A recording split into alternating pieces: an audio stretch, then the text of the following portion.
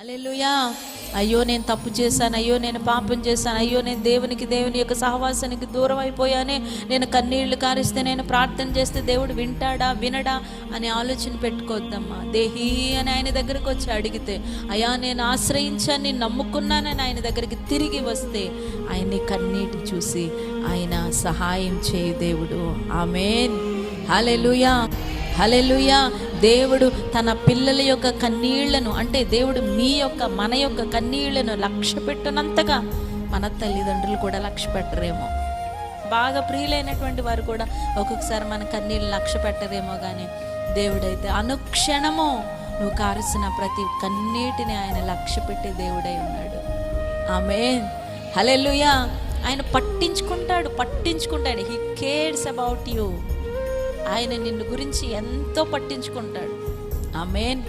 హల్లెలూయా.